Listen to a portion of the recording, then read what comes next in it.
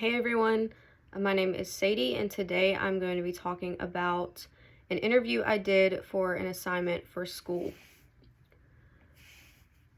So the lady I interviewed, her name is Carol, and she works as a nurse manager at a psychiatric unit here at the state hospital in the city that I live in. And her degree, has an ADN, so she has an associate degree in nursing. So the place where she works, it's a psychiatric unit at a hospital. So they work with, a lot of times it's criminals who have mental illnesses who come in, and they have to work with them to help them to become competent, mainly to be able to go to court and face their charges and be competent in court. So that's a lot of what she does and a lot of what her staff does at the psychiatric unit. So her job duties, she is the nurse manager, so she's in charge of 43 nursing assistants and 7 registered nurses. So she's in charge of all of the nurses on the floor, and they all report to her. And she ensures that her staff, the nurses, that they're working properly and that they are doing the correct job, that they're following the laws and protocols that go with working with these psychiatric patients. And she also ensures the safety of the nurses because the job can be very mentally, physically, and emotionally challenging. So she works with them to make sure that they're staying safe. And she also makes sure that the patients are staying safe. And she always makes sure, she's making sure that the patients are first, that their safety is first, that their well-being comes first. And along with her staff, she does also work with the patients. Even though she's a nurse manager, she does directly work with patients. So she helps the patients become competent. She'll work one-on-one with them. She'll teach them basic skills to be able to go to court and face their charges. And she also helps the patients understand why what they did was wrong. And because a lot of times, since they are psychiatric patients, they won't really understand that what their crime is.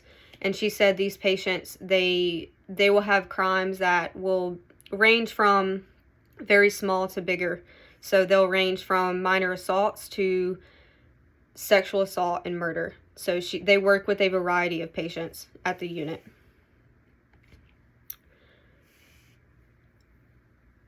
And so she said some things that are fulfilling about her job. She said it's very fulfilling to see a patient come in that has somewhat minor charges, and they're able to work with them, help them, grow, help them change. And these patients, a lot of times, will be able to go back out into society and start over and live normal lives. And at the state hospital, they have programs that helps these patients find housing and jobs. So she said it's always really good to see that happen, and knowing that herself and her staff, that they played a big role in that happening. And she said not only with the patients who come in with minor charges, she said they'll have patients come in who's doing things such as eating feces or drinking urine. And because these patients do have severe mental illnesses a lot of the time, and they're able to work with them and teach them how to live, how to, take care of themselves. And she said it's always good to see a patient come in who's doing those types of things, but then after working with them for a few weeks, they're able to hold a normal conversation. They're able to work in groups with other patients, and they're no longer doing things such as eating feces or anything like that. They're acting more normal. And she said it's fulfilling knowing that her staff and herself have played a huge role in that happening. And she said just being able to watch any patient grow and change and knowing that they help with that is always fulfilling. Because if it wasn't for their intervention, then the patient would still be where they were. So just knowing that they're able to help them grow and become better is always fulfilling. But even though the job is fulfilling, she did say there are quite a bit of challenges that go along with it. She said the job can be very physically, mentally, and emotionally draining, and it is very stressful. She said anytime you're working with psychiatric patients, any sort of mental health profession, it can be very stressful. So she said that it's very difficult to find that balance. You know, she said finding the professional life versus personal life balance is very difficult. She said it can be hard not to take work home with her sometimes, but she said it is very imperative to learn how to draw that line and to not take work home, because she said it can be, her exact words were, I believe, it will eat you alive if you don't learn how to balance it.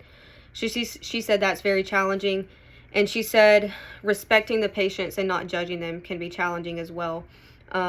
She said it's human nature. A lot of times you see these patients coming in doing these horrible things, and she said it can be hard not to want to judge them, or can be hard to respect them, but she said you cannot do that. So she said it's challenging sometimes to see these people as people, to see them as human beings just like you and I. So that she said that's challenging. And as her job as a nurse manager, like I mentioned earlier, it's her job to make sure that her staff is staying safe. And she said that's another thing that's challenging. She said sometimes patients will get physical. She's had staff wind up in the ER because a patient, you know, hit them. They get bit a lot. They get stuff thrown at them. They get pushed. And even if a patient isn't necessarily getting physical, she said a lot of the patients will verbally assault the staff and other patients, you know. So she said you have to have a thick skin. You have to be able to basically just let what they say go in one ear and go out the other. Because she said it does bother you, because they will get very personal with it sometimes, she said. So that's challenging. And she said it's hard to see patients who come in who the reason why they've wound up in a psychiatric unit is because they were abused. So whether that was sexual abuse or physical abuse back in their childhood, and it disrupted their formative years, so that they've wound up on this life path that's had them to commit some sort of crime, and now they're in a psychiatric unit. So she said it's really hard once you understand the patient's background and being able or having to deal with them. She said that can be challenging as well. She said it's very sad to see. And she said a lot of the patients have severe mental illnesses. She said they will hear voices. They will talk to people who are not there. She said some of them are mute. Some of them can't even feed themselves. So she said that's challenging, learning how to deal with that and how to treat that in a proper way so that it's actually helping the patients. And she said what she does for professional growth. She said they go to a lot of team building workshops, because in her career field, you have to be able to work as a team. It's not a job that you can do by yourself. So they do a lot of team building workshops, a lot of leadership workshops. And she said every year, usually in the fall, they go to conferences, herself, and she'll take a few of her staff members.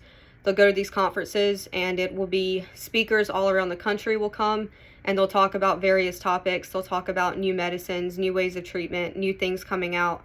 And she actually said she looks forward to that. She really enjoys it because it helps her learn and grow and change her perspective on things.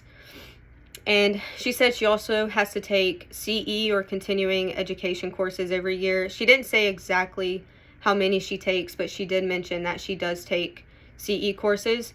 And she said every month they will have what's called lunch discussions. So she'll sit down with her staff and they'll talk about team building, communication, leadership, various topics, and that will also count towards her CE credits for the year.